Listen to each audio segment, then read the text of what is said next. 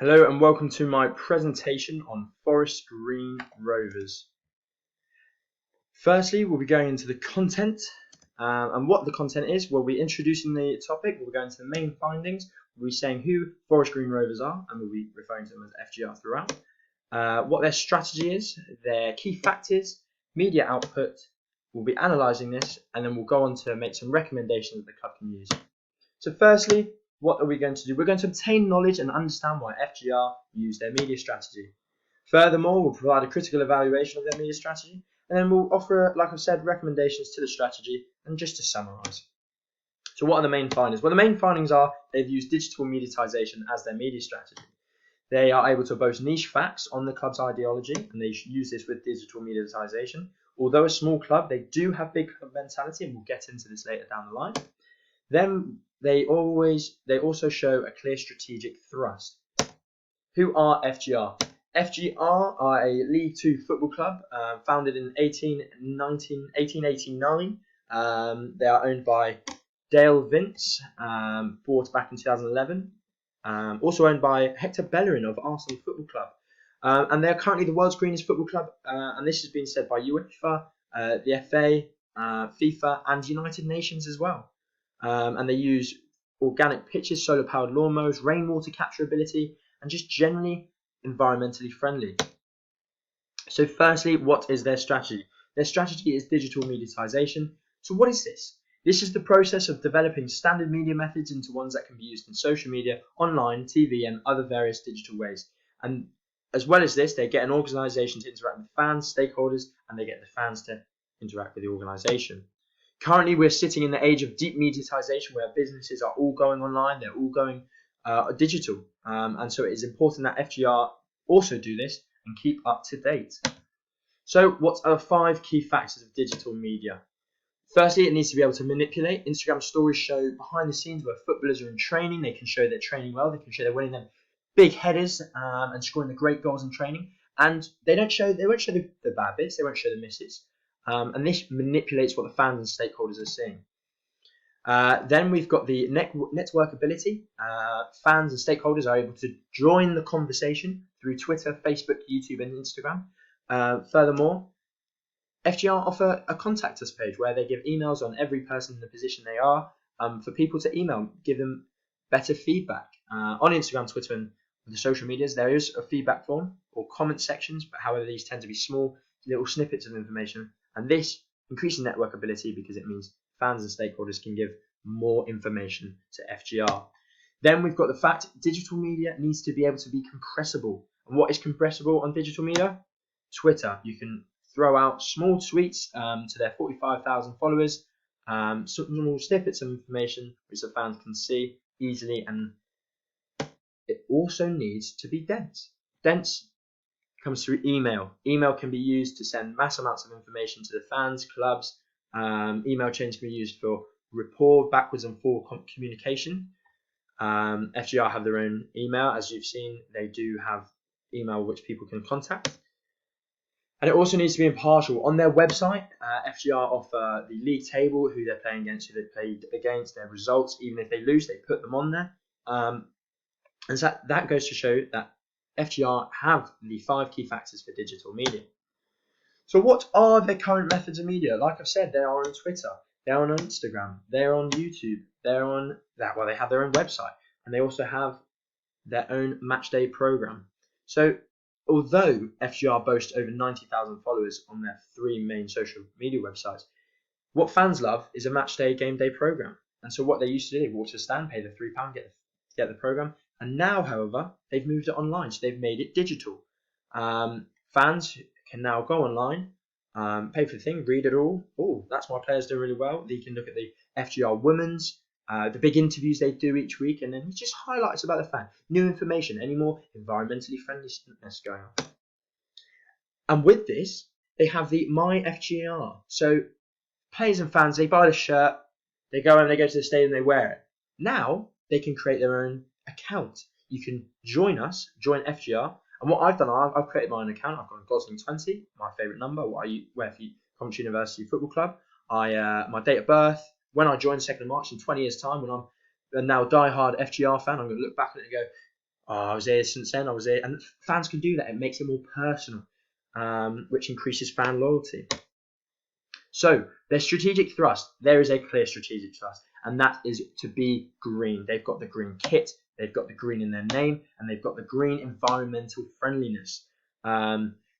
Before 2010, they wore a black and white kit. They weren't environmentally friendly. There was no effort on it, and they just have Forest Green Rovers in their name. So they are really they're really thrusting their brand at us, at the fans, at the stakeholders, to be green. You think of green now, you're thinking of Forest Green Rovers. You're thinking of an environmentally football clubs. Who are you thinking of? You're thinking of Forest Green Rovers. Who wears a green kit in the league? Oh, I don't know, but I know Forest Green Rovers do. Going from their black and white kit, but often confused with Newcastle, Juventus, two massive clubs. Now they are their own niche colour, where very few English teams, only two others, wear green in their kit, and only one is as bright and green and authentic as Forest Green Rovers. So if we have a little look at the macro environment surrounding Forest Green Rovers, we look at the political setbacks, the limitations. They wanted to build a brand new stadium, wanted to have a little fan village like Manchester City had, where fans can go up to big TVs, interact, put their favourite things, see goals, see statistics. FGR wanted to do that as well. However, they were told they can't. They can have the new stadium, but they can't have the village, and this was due to noise pollution. So this really set them back on digitalising their media as well. Economical, there's new investment. With the new investment, they can really research into the best methods of media. They can use all the stuff they're buying, their new stadium. They can chuck it on Instagram. They want as many people to see it, and that's good use of their marketing. Because you've got new things, they're marketing it out on these digital. You're seeing pictures all over Instagram of their new stadium. You're reading tweets saying, oh, what a great stadium, what a great stadium. Oh, I prefer the old stadium. Getting people talking. Face-to-face communication increases. Then you've got social. There's a traditional fan lack at Forest Green Rovers, with only 5,794 people in the surrounding town of Nailsworth. They lack traditional fans. So what they need to do, they can use in their social media to find new fans. We'll go into this in a bit. Technologically, they are at the forefront of eco-technology in sport. They are so far ahead of any other club. You look at Atlanta United in America, where they also have rainwater capture ability. However, do they have everything else that Forest Green Rovers do? Are they vegan? No. Then you look at other clubs and you see solar panels in the stadium. Yeah, people have solar panels, but Forest Green Rovers also have that. So they're at the forefront. They use Nissan Leafs to get them places. Ecologically, this car saves thousands on CO2 emissions. And that brings us nicely into environmental. They've got the cars, they use them, they're saving the planet. And also, do you want plastic with your coffee? Because that's what Forest Green Rovers are doing. They are using old recycled plastic and old coffee bean waste and putting them in their shirts. They're recycling, reusing, replacing. They're very environmentally friendly. And with this, they've made the shirts. You go back to My FGR. You can order your FGR shirt, and you can order that coffee plastic shirt online. So they brought that. They brought the green shirt into the digital area. Next, we've got the microenvironment analysis.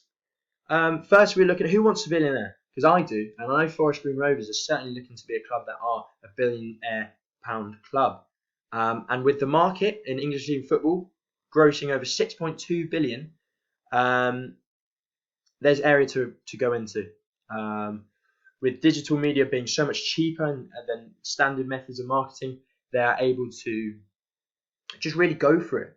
And so with the market around them increasing, it brings them in good stead for them to increase as well. Customers-wise, how can they use digital media? Well, they've got a Forest Green Rovers USA supporters group. What connection do Americans have with FGR? They're on the other side of the planet? Who knows? But they're there. FGR have created a whole group page, and they've done this over several countries. There's one in Australia, there's one in China, and one in Thailand. They create these group pages on Facebook for fans to interact. They drop snippets of information, and they drop news information. They do it in their own language. They do it in ways where the fans will understand, because obviously with different dialects, soccer, the fans will understand it more, and this is a great use of their digital media. Then there is their competitors. Their actual competitors are Cheltenham Football Club. That's their rivals. They play in El Clásico.